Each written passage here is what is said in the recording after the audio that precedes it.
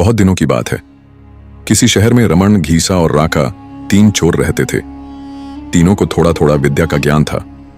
तीनों चोरों को विद्या का ज्ञान प्राप्त होने के कारण बहुत घमंड था। विद्या द्वारा तीनों चोर शहर में बड़े बड़े लोहे की तिजोरियों को तोड़ देते थे और बैंकों को लूट लिया करते थे। इस तरह तीनों चोरों ने शहर के लोगों की नाक में दम कर रखा था। एक बार तीनों चोरों ने एक बड़े बैंक में डकैती करके सारा माल उड़ा दिया। तब पुलिस को खबर हुई तो तीनों चोरों को पकड़ने के लिए तलाश करने लगी, मगर तीनों चोर पास ही के एक घने जंगल में भाग गए। तीनों चोरों ने देखा कि जंगल में बहुत सी हड्डियां बिखरी पड़ी हैं।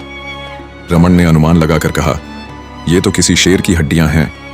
मैं चाहूं तो सभी हड्डियों को अपनी विद्या के ज्ञान द्वारा जोड़ सकता हूं।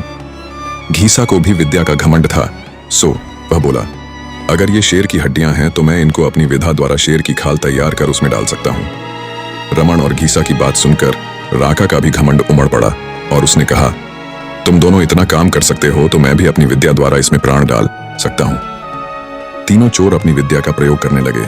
कुछ देर बाद रमन ने सारी हड्डियों को जोड़ दिया और घीसा ने शेर की हुबहू जान जान डाल दी। थोड़ी देर में तीनों चोर सामने एक जीवित भयानक शेर को देखकर थर थर कांपने लगे, मगर शेर के पेट में तो एक दाना नहीं था। वह भूख के मारे गरजता हुआ तीनों चोरों पर हमला कर बैठा और मारकर खा गया। शेर मस्त होकर घने जंगल की ओर चल दिया। कहानी से शिक्षा दोस्तों, इस कहानी से हमें यही शिक्षा मिलती है कि कभी घमंड नहीं करना चाहिए। घमंडी को हमेशा दुख का ही सामना करना पड़ता है।